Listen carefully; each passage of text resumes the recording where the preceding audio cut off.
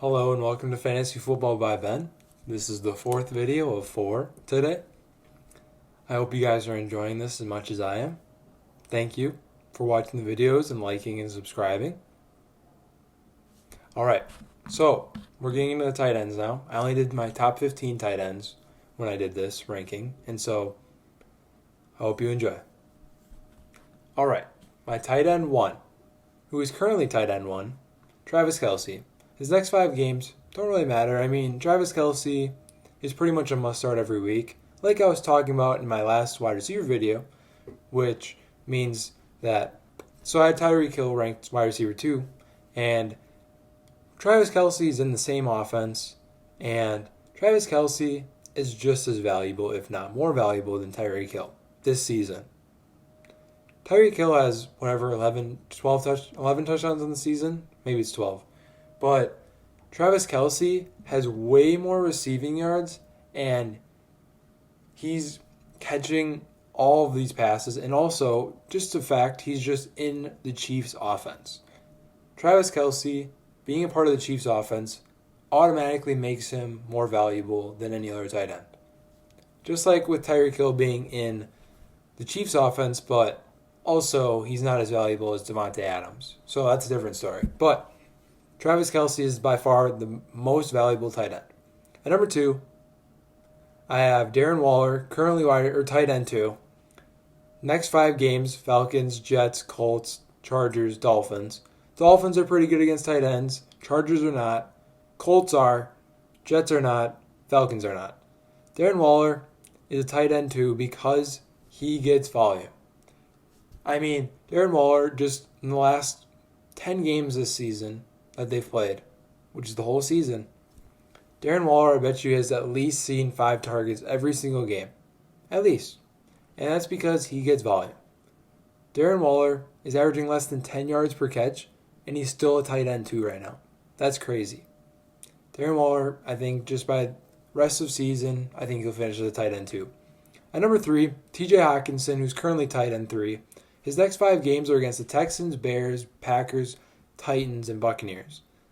Texans are not good against tight ends, and they looked really bad against TJ Hockenson. I mean, he did a lot against them. I mean, he caught a 51-yard pass. I mean, Hockenson looked good. He looked like a tight end 3. Bears defense is pretty good against tight ends. Packers are pretty good against tight ends. Titans are not. Buccaneers are. So Hockenson has a pretty tough rest of season schedule, but realistically, I mean, TJ Hockenson, he just doesn't get like the same volume as Waller or Kelce, but he's for sure tight end 3 rest of season. I have him ranked tight end 3 rest of season. At number 4, Mark Andrews, who currently is tight end 4. His next 5 games against Steelers, Cowboys, Browns, Jaguars, and Giants. None of those teams are great against tight ends, and Mark Andrews might take advantage of those, but I mean, with Lamar Jackson on COVID right now, we don't know when he's going to be back. I mean, Mark Andrews is okay, but not a great play every week, and he's shown that he has some down games, and he's hurt right now, so this could be Mark Andrews staying at 4 behind Hockenson for a reason for rest of season. At number 5, I have Dallas Goedert, who is currently tight end 24.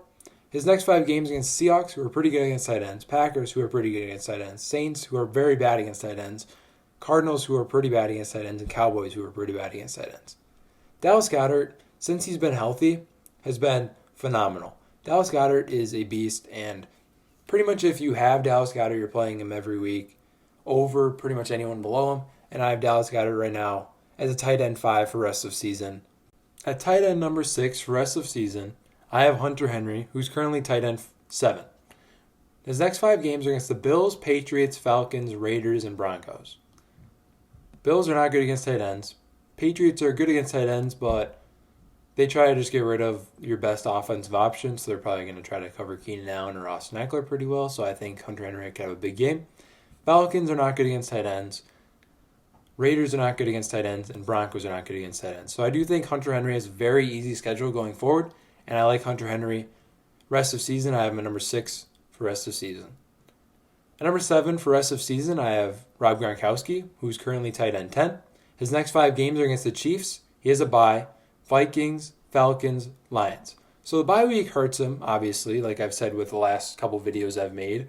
Now, bye weeks do hurt, but I do think that tight end position is very valuable this year, and so Rob Gronkowski, even with that bye, if he has one really big game, he could potentially be still finishing as a top 10 tight end for the rest of the season. And so I have him at number 7. At number 8, I have Hayden Hurst, who's currently tight end 12. Next 5 games, Raiders, Saints, Chargers, Buccaneers, and the Chiefs. Hayden Hurst might miss this game, which would hurt, obviously, his fantasy value and his rest of season ranking for me. But I'm assuming he's going to play, and so this is assuming he's going to play. So I have him at number 8 right now for finishing for the rest of the season. I like Hayden Hurst's options, or his fantasy output so far this season, other than last week when he put up 0. But outside of that, I do like Hayden Hurst a lot, and I think he's a pretty solid tight end. And right now he's tight end 12, so he's a tight end 1 this season by that. At number 9, I have Jonnu Smith, who's currently tight end 5. His next 5 games against the Colts, Browns, Jaguars, Lions, and Packers. Colts are tough, Packers are tough.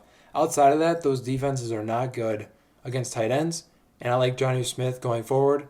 And he's been getting touchdowns, so Jonnu Smith is tight end 5 makes sense to me. And right now I'm going to rank him as my tight end 9 because I don't think he's going to score 8 touchdowns in the first, or for the rest of the 5 games. I don't think he's going to score even 4 potentially. So he might, I guess. But I have Jonnu Smith ranked 9 for the rest of season this year. At number 10, I have Noah Fant, who's currently tight end 13. His next 5 games against the Saints, bad against tight ends. Chiefs, who are pretty bad against tight ends. Panthers, who are pretty bad against tight ends. Bills, who are pretty bad against tight ends. And the Chargers, who are also pretty bad against tight ends. So Noah Fant's got a pretty easy schedule going forward.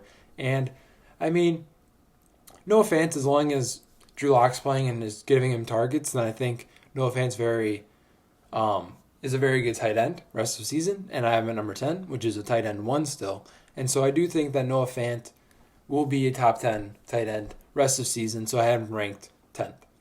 At number 11, I have Eric Ebron, who's currently tight end 14. His next 5 games, Ravens, Washington, Bills, Bengals, and Colts, are very bad against tight ends except for the Colts. Colts are the only ones that are good against tight ends, and I do think that Eric Ebron will still have a big game against the Colts because I think that that's a pretty easy rest of season schedule for Eric Ebron, and I really like what he's been doing this year. I have him on one of my fantasy teams. I think he's pretty solid, and he's been a tight end 1, or just right outside a tight end 1 value for the season, and I think he'll finish as a tight end 1 value for the rest of the season. At number 12, I have Evan Engram, who's currently tight end 16. His next 5 games against the Bengals, Seahawks, Cardinals, Browns, and Ravens. None of those are very good against tight ends, and I do think that Evan Ingram's been pretty disappointing this year, but I think that going forward for the rest of the season, I think he'll finish as a top 12 tight end for the rest of the season, which is a tight end 1 for the rest of the season. At number 13, I have Mike Gesicki, who's currently tight end 17. I would also say that he's been very disappointing this year, and his next 5 games are very easy for him. Jets, Bengals, Chiefs, Patriots, and Raiders. Chiefs and the Patriots are probably the 2 toughest, but they're probably going to be behind against the Chiefs at least, and so they're going to have to throw the ball. So I do think that Mike Gesicki could have a big game against the Chiefs. So I do like him going forward, and I have him at my tight end 13 for the rest of the season. At number 14, I have Robert Tonyan, currently tight end 6. His next 5 games, Bears, Eagles, Lions, Panthers, and Titans. None of those are great against tight ends, and I mean, not even amazing or anything, but I do think that with getting Lazard back and getting MVS all better and Devontae Adams and bracing Sternberger and also bringing in Aaron Jones and Jamal Williams out of the backfield to catch passes, I do think that Robert Tonyan will have a less points per game outcome every week than what he's been having earlier in the year. And then at number 15, this one might surprise a lot of people. I have George Kittle, who's currently tight end 9. And his next 5 games are against the Rams, Bills, Washington, Cowboys, and Cardinals. I don't know when he's going to be back. No one really knows when he's going to be back. But I think when he does come back, I mean, he's missed 6 weeks this year, and he's still tight end 9.